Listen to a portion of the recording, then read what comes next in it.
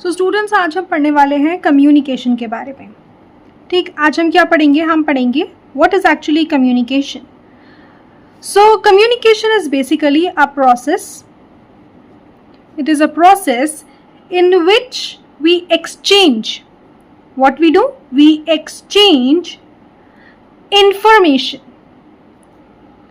हम क्या एक्सचेंज कर रहे हैं इसमें? इंफॉर्मेशन। और ये इंफॉर्मेशन के अंदर क्या आता है? आपके इंफॉर्मेशन के अंदर आते हैं आपके आइडियाज़, आपके कॉन्सेप्ट्स, आपके थॉट्स, और किसको कौन कर रहा है यहाँ पर एक्सचेंज, कहाँ किसके बीच में हो रहा है।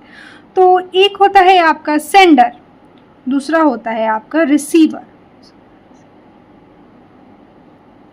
ठीक, तो कम्युनिकेशन की definition it goes like, communication is a process of exchanging your information, that is your ideas, your concepts, your thoughts विया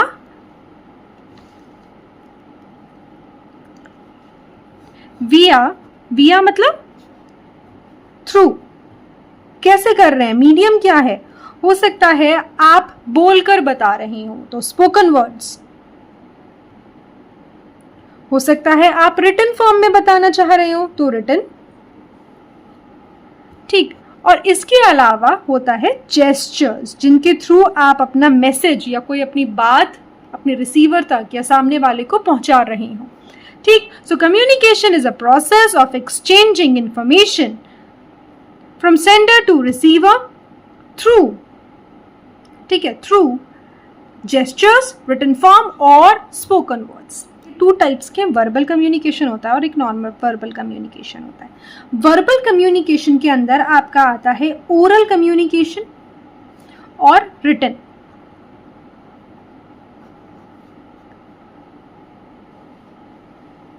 लेट्स फर्स्ट टॉक अबाउट कि आपका नॉन वर्बल कम्युनिकेशन के अंदर क्या आता है। नॉन वर्बल कम्युनिकेशन मतलब आपकी बॉडी लैंग्वेज, आपके जेस्चर्स, आपकी dressing style and your background. Now let me explain what I mean to say कि आप नॉन वर्बल कम्युनिकेशन से मेरा मतलब क्या है। सबसे पहले एक बात समझिए, नॉन वर्बल कम्युनिकेशन मतलब यहाँ पर आप वर्ड्स का इस्तेमाल नहीं कर रहे हैं। There is no use of words. यहाँ पर आप बात नहीं कर रहे हैं, but your body is speaking और योर जेस्चर इज स्पीकिंग और your dressing style is speaking.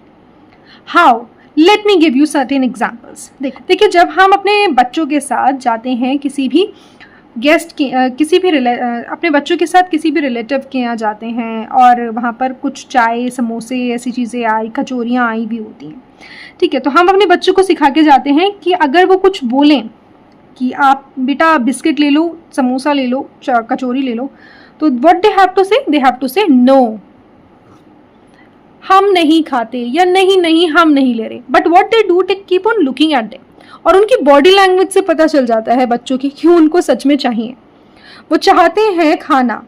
तो वो एक ना एक या दो बार उनको कह ही देते हैं कि बेटा खा लो थोड़ा सा, और बच्चे खा लेते हैं। तो this is what body language tells. ठीक है, ये एक डेली लाइफ का एग्जाम्पल है। अब मैं बात करती हूँ आपके जेस्चर की। देखिए, एक जेस्चर होता है जिसको हम कहते हैं, आप जब भी अपने बड़ों को देखते हैं तो आप उनके पैर छूते हैं। अब ये जो पैर छूना है जेस्चर है, ठीक है, ये किस में कैसे आता है? ये आता है आउट ऑफ रेस्पेक्ट, मतलब आप उनको रेस्पेक्ट दे रहे हैं। इस जेस्चर का मतलब ये है। व्हेनेवर यू सी समबडी, आपने अपनी किसी कुलीग को देखा या फिर आप अपनी किसी फ्रेंड को देख रहे हैं, आपकी चेहरे पे ऑटोमेटिकली एक ग्रीटिंग वाली स्माइल आ जाती है।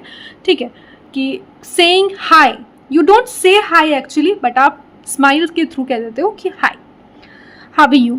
सो ऑब्वियसली आपका फ्रेंड भी उसी तरीके से रिप्लाई करता है। This is gesture. Now let's talk about dressing. Dressing मतलब आप किसी भी ओकेजन के लिए तैयार हो रहे हैं तो एक प्रॉपर अटायर होता है। जैसे आप एक मीटिंग के लिए तैयार हो रहे हैं, एक कॉन्फ्रेंस के लिए तैयार हो रहे हैं, तो you have to look formal. अब बैकग्राउंड, एक नॉर्मल ऑनलाइन कॉन्फ्रेंस समझ लीजिए आप, एक कॉन्फ्रेंस के बारे में जिसमें कि स्पीकर बात कर रहा है और उसका जो बैकग्राउंड जो उसने ले रखा है वो बहुत ही ज़्यादा वाइब्रेंट है, बहुत ही ज़्यादा डिस्टर्बिंग है। सपोज कोई ना कोई आए जा रहा है, कोई ना कोई ऐसा है वो बाहर आया हुआ है, ही इज़ समटाइम्स बिजी और समथिंग रॉन्ग इज देयर, कभी पर्दे हिलने लगते हैं, कभी कुछ, तो आप क्या होगा, जो ऑडियंस है वो डिस्टर्ब हो जाएगी। That's why it's being said कि आप जब भी कॉन्फ्रेंस में बैठे तो एक सॉलिड बैकग्राउंड रखें। सॉलिड बैकग्राउंड मतलब जो ज़्यादा डिस्टर्बिंग ना हो, स्टिल रहे और आप पर फोकस रहे आपकी ऑडियंस का। Now let's talk about oral communication. Oral communication के अंदर आपका ये फेस टू फेस कन्वर्सेशन होता है, ठीक, फेस टू फेस कन्वर्सेशन रहेगा आपका ये। इसके अलावा ये जो फैक्टर्स इसको इन्फ्लुएंस करते हैं वो नोट कर लीजिए, कॉपी पेन अपना लेकर रखिएगा जिस समय मैं पढ़ाया करूं। आप ध्यान रखें कि कॉपी पेन नोट करने के लिए ज़रूर रखें। तो अगर अभी नहीं निकाले हैं तो निकाल लीजिए। इन्फ्लुएंस क्या करता है आपके ओरल कम्युनिकेशन में, वर्बल कम्युनिकेशन के अंदर ओरल कम्युनिकेशन में इन्फ्लुएंस करता है आपकी पिच, आपका volume,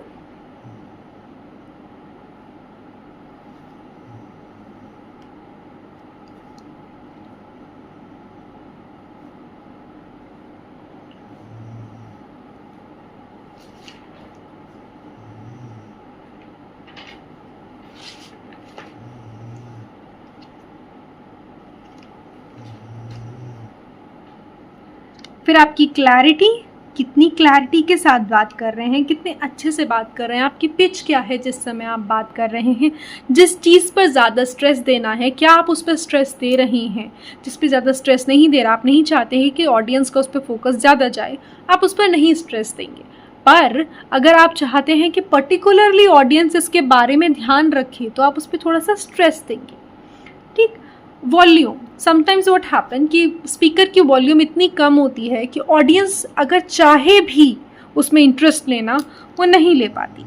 this is the reason कि आपका वर्बल कम्युनिकेशन में volume of the speaker plays a very important role.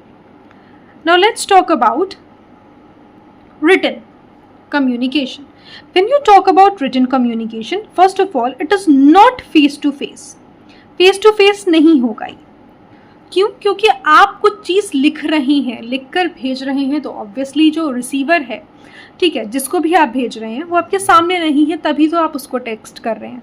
तो ऑब्वियसली इसमें आता है टेक्स्ट मैसेजेस आपके, इसमें आपके आती हैं व्हाट्सएप की चैट्स जितनी भी आप भेज रहे हैं, ठीक, आपके ईमेल्स आते हैं, इसमें रिपोर्ट्स, मेमोज आते हैं। लेकिन इसको क्या चीज़ें हैं जो इन्फ्लुएंस करती हैं? इमेजिन करिए, सोचिए। देखिए, इन्फ्लुएंस इसको सबसे ज़्यादा जो करता है वो है स्पेलिंग्स, ग्रामर, ग्रामेटिकल मिस्टेक्स होती हैं जब भी, तो हमेशा इशू होता है वो कि समझ नहीं पाते हैं। अब अगर सामने वाला, पढ़ने वाला समझ ही नहीं पाएगा कि आप क्या लिखना चाह रहे हैं, तो there will be a issue, आपका कम्युनिकेशन कहाँ सक्सेसफुल रहा, ठीक। फिर उसके बाद इसमें आती है आपकी वोकैबुलरी, लैंग्वेज किस तरीके की आप इस्तेमाल कर रहे हैं। लैंग्वेज में क्यों कह रही हूँ? देखिए, अगर आप एक व्हाट्सएप चैट कर रहे हैं, नॉर्मली व्हाट्सएप चैट कर रहे हैं, आप अपने फ्रेंड को इन्फॉर्म करना चाहते हैं मैं कल नहीं आ रही, ठीक है, या मैं कल नहीं आ रहा, तो आप एक नॉर्मली मैसेज करेंगे, यार मैं कल नहीं आ रहा, I am not coming today और I am not coming tomorrow, ठीक है। बट अगर आप यही मैसेज अपने मैनेजर को करेंगे, यू नॉट गोइंग टू से यार मैं कल नहीं आऊँगी, you will say sir I will not be coming tomorrow और I will not be coming today due to this and this reason, ठीक है। तभी वो आपकी छुट्टी को सेंशन करेंगे, अदरवाइज वो छुट्टी नहीं देंगे। कम्युनिकेशन डिवाइडेड है जिन कैटेगरीज में, उनको हम कहते हैं, एक होता है फॉर्मल कम्युनिकेशन, एक होता है इनफॉर्मल कम्युनिकेशन। देखिए, जैसे नाम बता रहे हैं, आपको समझ में आ रहा होगा कि फॉर्मल और इनफॉर्मल कम्युनिकेशन का मतलब क्या है, हम किस बारे में यहाँ पर बात करते हैं।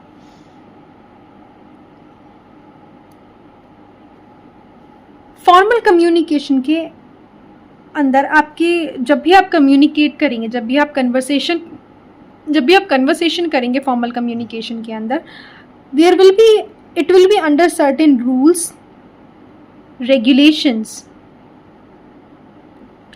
ठीक है, कुछ रूल्स और रेगुलेशंस में कर रख के ध्यान में रख कर करा जाएगा कन्वर्सेशन, क्योंकि ये क्या होता है,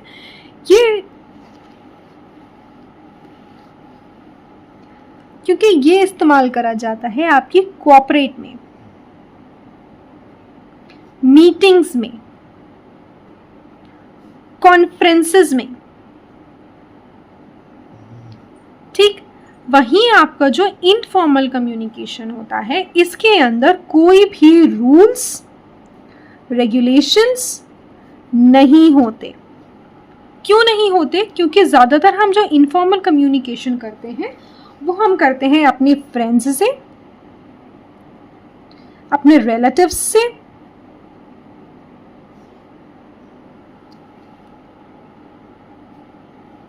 या अपने बेसिकली आप कहें अपने लव्ड वन से। ठीक, तो इसके अंदर हम स्लैंग लैंग्वेज, फाउल लैंग्वेज भी इस्तेमाल कर लेते हैं, जनरल लैंग्वेज इस्तेमाल कर लेते हैं, या फिर हम ज़्यादातर इसमें जेस्चर्स भी इस्तेमाल कर लेते हैं। बहुत सारी बातें होती है ना, आप अपने फ्रेंड से बात करते हैं, आप कुछ कहते नहीं हैं पर वो आपकी आँखों से ही आँखों में पढ़ लेता है कि ओके फाइन, आज ये कहना चाह रहा है, ओके आज इस शैतानी को करने का मन है। दैट इज़ व्हाट यू से कि इनफॉर्मल वाला कम्युनिकेशन। तो जेस्चर्स पढ़ लेते हैं आपके फ्रेंड्स।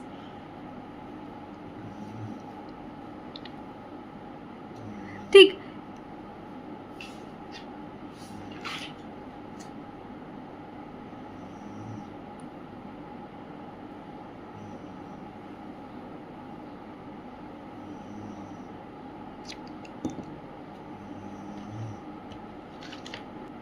अगली कैटेगरी कम्युनिकेशन की जो हम पढ़ेंगे वो है इंटर कम्युनिकेशन और इंट्रा कम्युनिकेशन। ठीक है, अब समझिए, पहले मैं इंट्रा कम्युनिकेशन बताऊंगी, फिर हम पढ़ेंगे इंटर कम्युनिकेशन के बारे में। इंट्रा कम्युनिकेशन को आप समझिए कि इंट्रा कम्युनिकेशन मतलब हम खुद से बात कर रहे हैं, टॉकिंग टू सेल्फ, डिवाइन से बात करें हम, या फिर अपने एंसेस्टर्स से बात करें हम। ठीक, मतलब हम बेसिकली इसमें मेडिटेट कर रहे हैं, और मेडिटेट करने का तो मतलब ही ये है कि हम अंदर अपना इंट्रोस्पेक्शन कर रहे हैं। तो मतलब हम खुद से बात कर रहे हैं, इसमें दूसरे इंसान की ज़रूरत नहीं होती है। ठीक, तो हम अपने आप से बात कर रहे हैं, दैट इज इंट्रा कम्युनिकेशन। अपने आप में कौन कौन आते हैं? Self, divine. जब हम सुप्रीम पावर से बात कर रहे हैं या अपने इंसेस्टर्स से बात कर रहे हैं मेडिटेट करके, उसको कहेंगे हम इंट्रा कम्युनिकेशन। अब इंटर कम्युनिकेशन समझिए, inter communication face to face होगा। फेस टू फेस क्यों होगा? क्योंकि इंटर मतलब किसी के बीच में, दो लोगों के या तीन या चार लोगों के बीच में, इंटर। ठीक है, इंटर कम्युनिकेशन जैसे आपके इंटर कॉम्पिटिशन्स होते हैं स्कूल्स में, होता है इंटर कॉम्पिटिशन्स, ये है इंटर कम्युनिकेशन। तो इसलिए फेस टू फेस यहाँ पर कम्युनिकेशन चलेगा आपका, क्योंकि ये इंटर कम्युनिकेशन है तो इसमें sharing of space, sharing of, I should say common space, एक कॉमन स्पेस बन जाता है आपका जिससे आप बात कर रहे हो, और एक कॉमन टाइम बन जाएगा। मैंने ऐसा क्यों कहा कि there is a common space and time? देखिए, कॉमन टाइम है तभी आप दोनों बैठ करके बात कर रहे हैं। ठीक है, ऑब्वियसली कोई फ्री टाइम ऐसा तो है नहीं कि कोई काम कर रहा है और आप बात करे जा रहे हैं खुद से। ठीक, वो इंटर कम्युनिकेशन में नहीं आएगा। तो आपके पास कॉमन टाइम है। कॉमन स्पेस मतलब आप अपने इंटरेस्ट शेयर करते हैं, आप दोनों के इंटरेस्ट सेम हैं, आप दोनों की हॉबीज सेम हो सकती हैं, हो सकता है आपके लाइक्स और डिसलाइक्स सेम हों। ठीक है, तो आप उस पर्टिकुलर बात पर कुछ चर्चा कर रहे हैं। ठीक, that is sharing of common space and time. अब आपका इंटर कम्युनिकेशन फर्दर डिवाइडेड है टू पार्ट्स में। एक होता है इसमें आपका फोकस्ड कम्युनिकेशन और एक होता है अनफोकस्ड कम्युनिकेशन। देखो, फोकस्ड कम्युनिकेशन में आपके जो दो पार्टिसिपेंट्स हैं कम्युनिकेशन के अंदर, ठीक है, तो दो पार्टिसिपेंट्स हैं, वो दो पार्टिसिपेंट्स कौन है? सेंडर और आपका, हाँ, तो फोकस्ड कम्युनिकेशन के अंदर आपके जो दो पार्टिसिपेंट्स होंगे, ठीक है, दो पार्टिसिपेंट्स कौन है आपके? एक तो है सेंडर और एक है रिसीवर। ये दोनों ही एक्टिव होंगे। एक्टिव का मतलब क्या है? एक्टिव का मतलब यहाँ है कि दोनों ही फुल्ली पार्टिसिपेट करेंगे कम्युनिकेशन के अंदर। तो एक्टिव का मतलब हुआ कि आपके दोनों सेंडर और रिसीवर दोनों ही कम्युनिकेशन के अंदर, बातचीत के अंदर फुल्ली पार्टिसिपेट कर रहे हैं।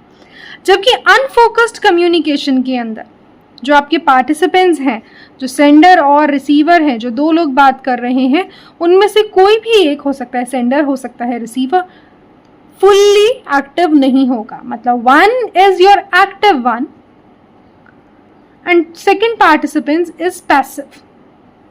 मतलब वो पूरी तरीके से बातचीत पे इंटरेस्टेड नहीं है। हो सकता है उसे कहीं जाना हो सकता है वो बस चाहता हो कन्वर्सेशन जल्दी से ख़त्म हो और मैं जाऊं यहाँ से। ऐसा होता है बहुत बार। जैसे नॉर्मली क्या होता है कि क्लासरूम में जब टीचर पढ़ा रही होती है तो टीचर तो कंटिन्यूसली पढ़ा रही होती है, fully active participant in the communication, but class में ऐसे बहुत सारे बच्चे होते हैं जो पैसिव कम्युनिकेटर होते हैं। पैसिव कम्युनिकेटर मतलब वो पैसिवली होते हैं उस क्लास के अंदर, पूरी तरीके से एंजॉय नहीं कर रहे होते हैं, वो उस कम्युनिकेशन का पार्ट नहीं होते हैं, क्लास का पार्ट नहीं होते हैं, बैठे होते हैं वहाँ और ध्यान उनका कहीं और होता है। वो बस चाहते हैं कब ये क्लास ख़त्म हो जल्दी से और हम निकलें यहाँ से, ठीक। तो दैट इज पैसिव कम्युनिकेटर, वो आता है अनफोकस्ड कम्युनिकेशन के अंदर।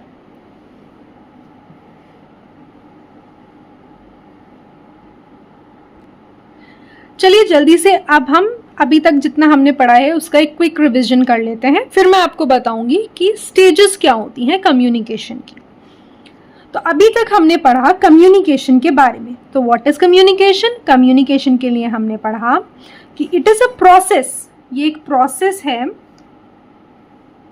ये एक प्रोसेस है जिसके अंदर हम क्या कर रहे हैं? A process in which we are exchanging information।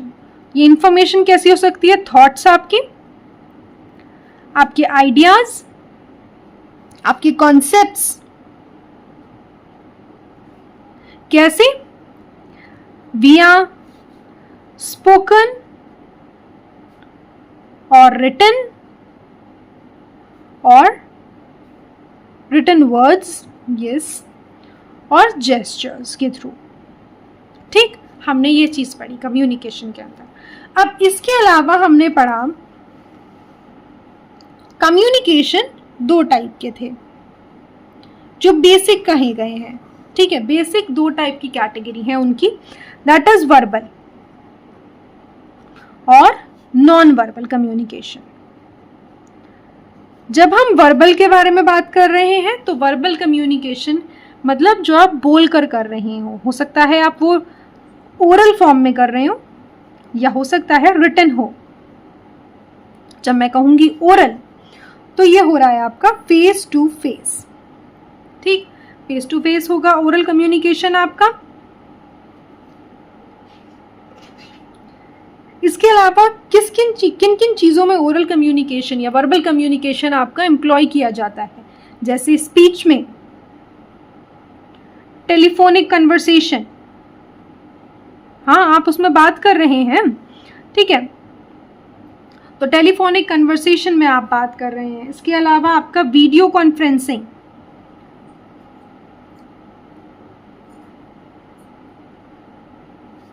ठीक, टीवी, रेडियोज, ये सब आते हैं आपके,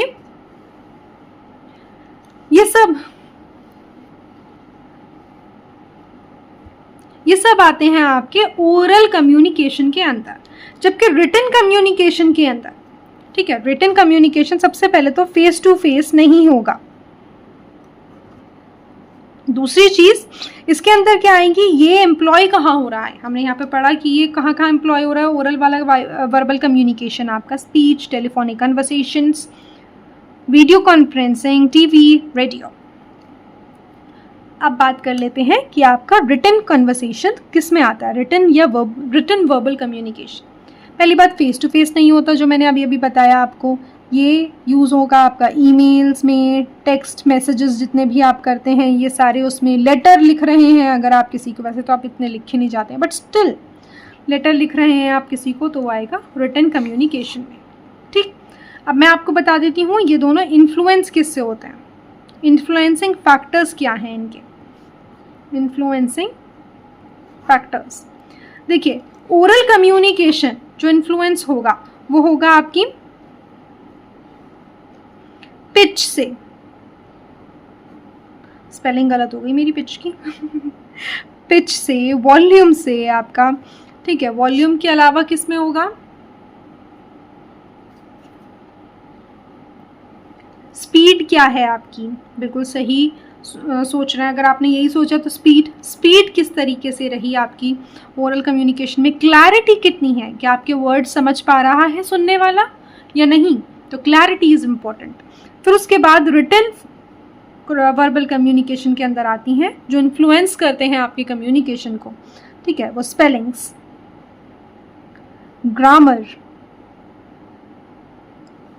फिर आपकी आती है वोकैबुलरी, किस तरीके की आप वोकैबुलरी इस्तेमाल कर रहे हैं,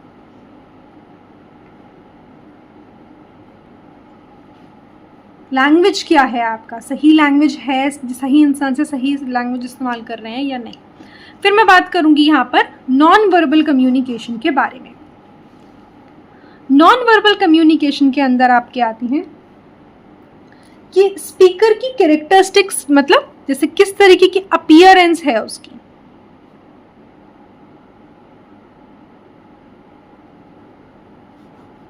किस तरीके की अपीयरेंस है, मतलब ड्रेसिंग स्टाइल क्या है,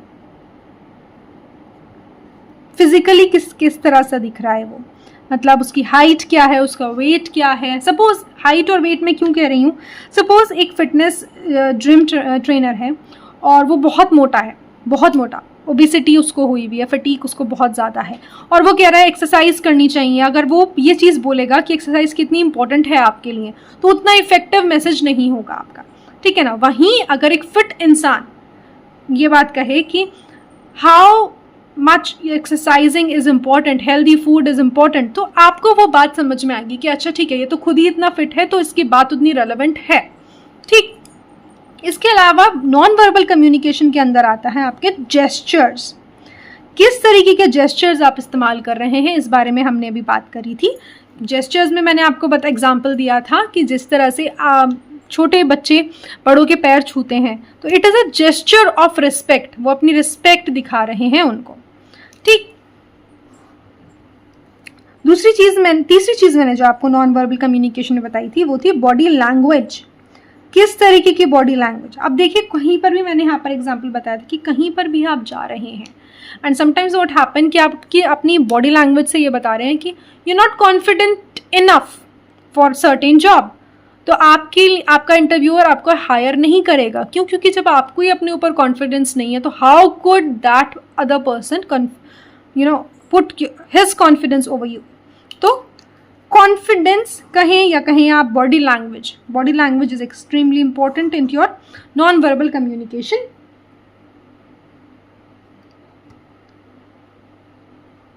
किस तरीके बॉडी लैंग्वेज के अंदर आता है किस तरीके के पोस्चर्स आप रख रहे हैं, फेशियल एक्सप्रेशन कैसा है आपका, ठीक है। इसके अलावा आपके जेस्चर्स, जैसे जो मैंने यहां पर बताया जेस्चर कैसा है।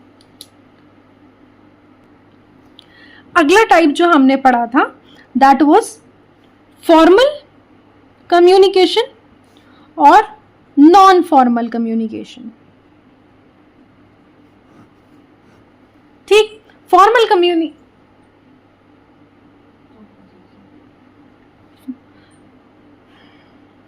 अगला कम्युनिकेशन जो हमने पढ़ा था वो था फॉर्मल कम्युनिकेशन और non formal communication. Formal communication में आपके कुछ रूल्स होते हैं, कुछ रेगुलेशंस होंगी। क्यों होते हैं ये रूल्स और रेगुलेशन? क्योंकि आप किसी कंपनी के या किसी अथॉरिटी के थ्रू बात कर रहे हैं, ठीक? तो ऑब्वियसली वहां पर सर्टेन रूल्स, रेगुलेशन, प्रिंसिपल्स होंगे, ठीक? और ये कहाँ यूज होता है फॉर्मल कम्युनिकेशन आपका? फॉर्मल कम्युनिकेशन आपका मीटिंग्स में इस्तेमाल होता है, कॉन्फ्रेंसेस में इस्तेमाल होता है, और कहाँ इस्तेमाल होता है? कॉर्पोरेट सेक्टर में। मतलब आप कॉर्पोरेट कंपनी में जाएंगे तो आपका फॉर्मल कम्युनिकेशन इस्तेमाल होगा वहाँ पर। वेयर एज हमने नॉन कम्युनिकेशन, फॉर्मल कम्युनिकेशन के बारे में पढ़ा कि ये रूल्स एंड रेगुलेशन से थोड़ा दूर होता है, क्योंकि ये कम्युनिकेशन होता है आपके फ्रेंड्स और फैमिली के साथ, ठीक है? इन लोगों के साथ होगा। तो ऑब्वियसली आप अपने फ्रेंड्स और फैमिली के साथ तो किसी रूल्स और रेगुलेशन के साथ बात करेंगे नहीं, कोई प्रिंसिपल्स नहीं होंगे कि हमें इस तरह से बात करनी है प्रॉपरली, ठीक? तो नॉन फॉर्मल कम्युनिकेशन में इसके अलावा आप स्लैंग लैंग्वेज या फाउल लैंग्वेज भी इस्तेमाल कर लेते हैं, क्योंकि जो कि आप ज़्यादातर अपने फ्रेंड्स के साथ इस्तेमाल करते हैं, ठीक? जेस्चर्स इसमें बहुत ज़्यादा इस्तेमाल होते हैं, जेस्चर्स। अब ये कैसे जेस्चर होते हैं, इस्तेमाल कैसे होते हैं, ये आप इसके लिए आपको जो वीडियो है उसको पीछे करके फिर से देखना पड़ेगा, क्योंकि मैंने ये समझा चुकी हूँ कि किस तरह से जेस्चर इस्तेमाल होते हैं नॉन फॉर्मल कम्युनिकेशन के अंदर।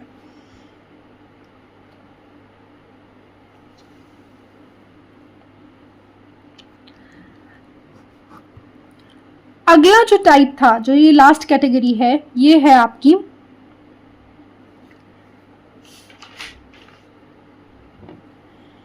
जो लास्ट कैटेगरी है, ये है आपकी इंटरपर्सनल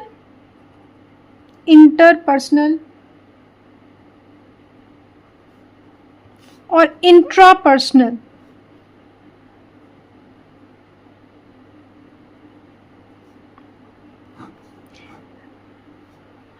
इंटरपर्सनल मतलब दो लोगों के बीच में, दो पार्टिसिपेंट्स हैं यहाँ पर, ठीक? दो पार्टिसिपेंट्स हैं, उनसे फेस टू फेस बात कर रहे हैं आप। और ये भी दो तरीके का होता है इंटरपर्सनल कम्युनिकेशन। एक होता है फोकस्ड, एक होता है अनफोकस्ड। अब फोकस्ड में जो आपके पार्टिसिपेंट्स हैं, आपका जो सेंडर है और जो आपका रिसीवर है, वो दोनों ही फुल्ली इंटरेस्टेड होते हैं, एक्टिव होते हैं कम्युनिकेशन के अंदर, ठीक? किसके अंदर एक्टिव होते हैं, किसके अंदर फुल पार्टिसिपेशन दे रहे हैं? कम्युनिकेशन के अंदर, जो भी बातचीत चल रही है। वेयरएज अनफोकस्ड कम्युनिकेशन के अंदर आपका एक पार्टिसिपेंट फोकस्ड होगा और दूसरा वाला अनफोकस्ड,